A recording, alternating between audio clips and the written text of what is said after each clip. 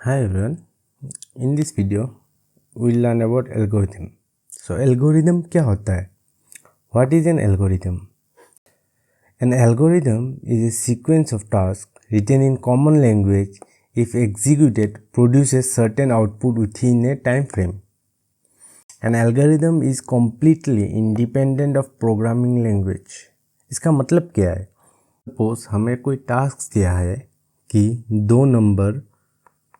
दो number A और B को देखना है कौन बड़ा है। हम लोग प्रोग्रामिंग लैंग्वेज से तो कर सकते हैं, पर नॉर्मली कैसे करते हैं? जो लॉजिकल स्टेप होता है वो कैसे करते हैं? पहले हम पहला स्टेप पकड़ते हैं जिसमें हम लोग अपना प्रोग्राम स्टार्ट करेंगे। किसी भी प्रोग्रामिंग लैंग्वेज पे हो सकता है, हम लोग डायरेक्टली स्टार्ट करेंगे। उसके बाद हमारा स्टेप 2 होगा कि हम लोग एक वेरिएबल डिफाइन करें। यहाँ दो वेरिएबल है, सो हम लोग पहला वेरिएबल पकड़ेंगे रीड ए। उसके बाद हम लोग स्टेप 3 में दूसरा वेरिएबल डिफाइन करना है जो हम लोग करेंगे रीड बी। अभी स्टेप 4 में हमें देखना है कि क्या ए बी से बड़ा है या नहीं। हम लोग देखेंगे कि क्या if A greater than B, क्या ए बी से बड़ा है या नहीं है। अगर स्टेप 5 में देखेंगे अगर ए बी से बड़ा हुआ तो हम लोग प्रिंट कर देंगे कि ए बड़ा है बी से, वरना स्टेप 6 में हम लोग प्रिंट कर देंगे कि ए बड़ा नहीं है बी से। और स्टेप 7 में हमारा प्रोग्राम ख़त्म कर देंगे। ये एक बेसिक टर्मिनोलॉजी में हमने एक प्रोग्राम डिफाइन किया है। इसे हम लोग बेसिकली बोलते हैं एल्गोरिदम्स।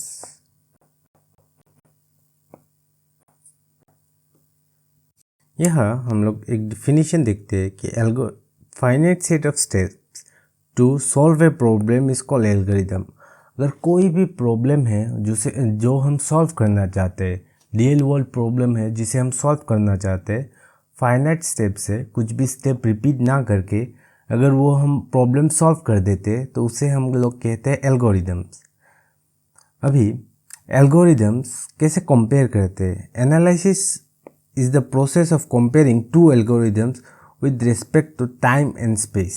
यहाँ पे हम लोग डिफाइन करते हैं टाइम कॉम्प्लेक्सिटी और स्पेस कॉम्प्लेक्सिटी से। सो बेसिकली टाइम कॉम्प्लेक्सिटी क्या होता है कि एक एल्गोरिदम जब हम लोग डिफाइन करते हैं वो कितना टाइम ले रहा है एग्जीक्यूट होने के लिए, उसे हम लोग बोलेंगे टाइम कॉम्प्लेक्सिटी। और एक एल्गोरिदम जो हमने कुछ प्रॉब्लम सॉल्व करने के लिए लिखा है वो कितना स्पेस ले रहा है, वो कितना जगह ले रहा है, उसे हम लोग डिफाइन करेंगे स्पेस कॉम्प्लेक्सिटी से। यहाँ पे हम लोग एनालिसिस एक प्रोसेस है। यहाँ दो टाइप का एनालिसिस होता है एल्गोरिदम में। पहला है प्रायोरी और दूसरा है पोस्टीरियर। प्रायोरी एल्गोरिदम एनालिसिस होगा जब हम लोग प्रोग्राम लिखने से पहले करते हैं। मतलब हम लोग जब प्रोग्राम लिख चुके हैं, जो एल्गोरिदम लिख चुके हैं, वो रन करने से पहले हम लोग जो टाइम कॉम्प्लेक्सिटी करते हैं उसे हम लोग प्रायोरी बोलेंगे।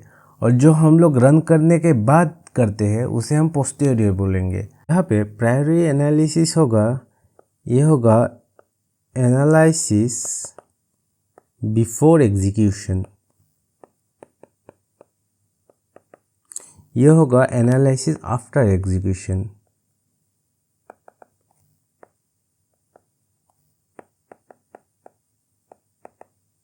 हम लोग बेसिकली प्रायोरी एनालिसिस ही करते हैं, क्योंकि पोस्टीरियर एनालिसिस में वो हार्डवेयर के ऊपर डिपेंड करता है कि अगर हार्डवेयर अच्छा हुआ, सपोज़ हम लोग कोई सुपर कंप्यूटर पे रन कर रहे हैं तो वो बहुत जल्दी हो जाएगा, और हम लोग कोई पुराना कंप्यूटर पे रन कर रहे हैं तो वो बहुत टाइम लगेगा। ये एग्जैक्ट वैल्यू है, ये एग्जैक्ट वैल्यू देता है, ये अप्रॉक्स वैल्यू देता है।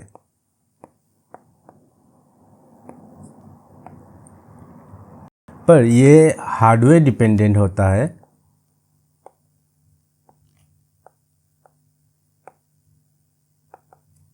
पर प्रायरी एनालिसिस हार्डवेयर डिपेंडेंट नहीं होता है। जब हम लोग प्रायरी एनालिसिस करेंगे ये हमें यूनिफॉर्म वैल्यू देगा हर सिस्टम में, पर हमें पोस्टीरियर एनालिसिस यूनिफॉर्म वैल्यू नहीं देगा, क्योंकि ये हार्डवेयर डिपेंडेंट है। अगर अच्छा हार्डवेयर हुआ तो ये कम टाइम में करेगा, और अगर बुरा हार्डवेयर हुआ ये तो ज़्यादा टाइम पे करेगा ये। और ये प्रायरी एनालिसिस इंडिपेंडेंट है हार्डवेयर से, और पोस्टीरियर एनालिसिस इंडिपेंडेंट नहीं है हार्डवेयर से। यहाँ हम लोग और एक एग्जांपल देखते हैं कि algorithm to sum two numbers, दो नंबर सम करने के लिए एल्गोरिदम क्या होगा। स्टेप 1 होगा कि प्रोग्राम स्टार्ट करना, पहले हम लोग स्टार्ट करेंगे। उसके बाद स्टेप 2 होगा कि रीड ए, एक वेरिएबल ए होगा जो हम लोग रीड करेंगे पहले।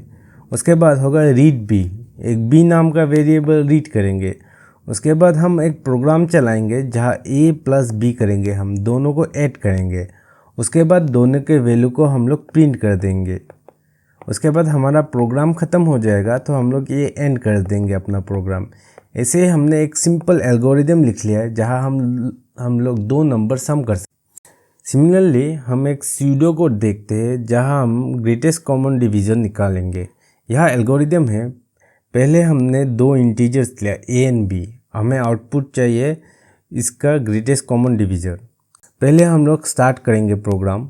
उसके बाद हमने यहाँ एक लूप लिखा कि while B is not equal to do, जब बी इक्वल टू 0 नहीं होगा तब आर में ए मोड बी का वैल्यू बैठा देंगे। उसके बाद ए में हम लोग बी का वैल्यू बैठा देंगे और बी में आर का वैल्यू बैठा देंगे, और ये लूप चलता रहेगा जब तक ये कंडीशन फॉल्स ना हो जाए। यहाँ पे हम अब एक एग्जांपल लेके देखते हैं कि ए का वैल्यू हम लोग लेंगे कि 462 और बी का वैल्यू हम ले रहे हैं 147।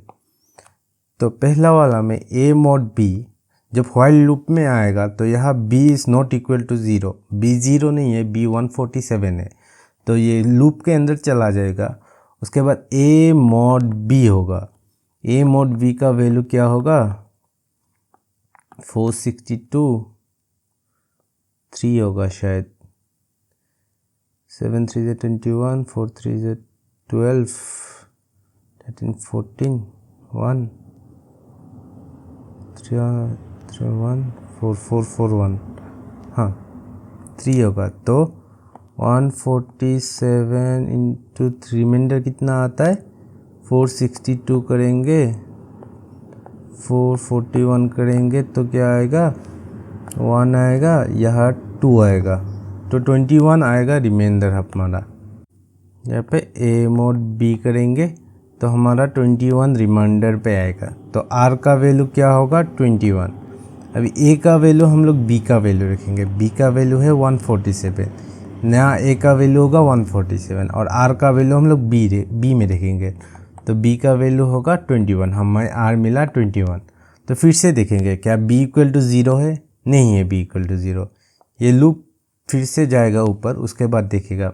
अब हम लोग देखेंगे क्या 21 147 का मॉड करने से क्या आएगा।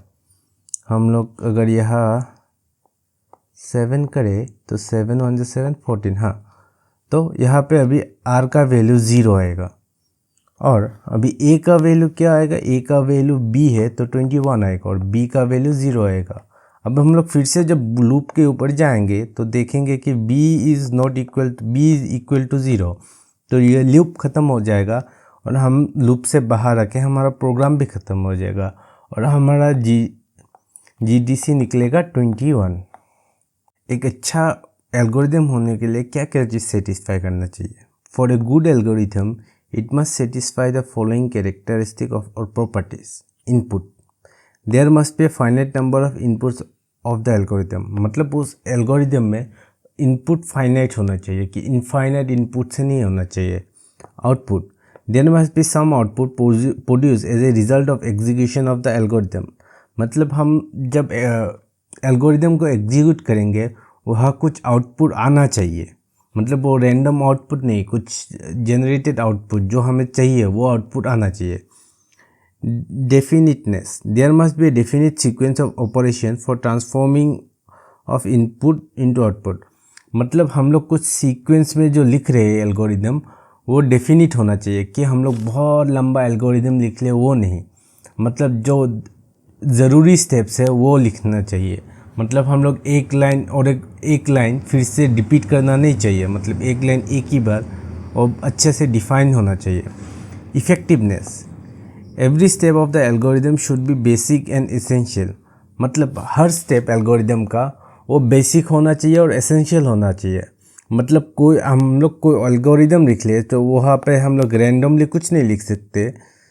मतलब हम लोग अंदर ही प्रिंट लिख रहे हैं, खाली का प्रिंट, ऐसे ही एल्गोरिदम बना रहे हैं, वो नहीं। मतलब वो डेफिनिट होना चाहिए। Finiteness, the transformation of the input of the output must be achieved in finite step. The algorithm must stop eventually. Stopping में mean that it should produce the expected output or a response that no solution is possible। मतलब हम लोग जब एक algorithm finite होना चाहिए, वो infinitely एक लूप में चलना नहीं चाहिए। जब वो स्टॉप हो जाए वो प्रोग्राम, तब हमें एक आउटपुट चाहिए, जो आउटपुट हम ढूंढ रहे हैं। जैसे कि हम लोग ने अभी जीडीसी में देखा कि हम लोग ने ग्रेटेस्ट डिवीज़न ढूंढ रहे थे, हम लोगों को ग्रेटेस्ट डिवीज़न मिला, वैसे ही कुछ आउटपुट चाहिए।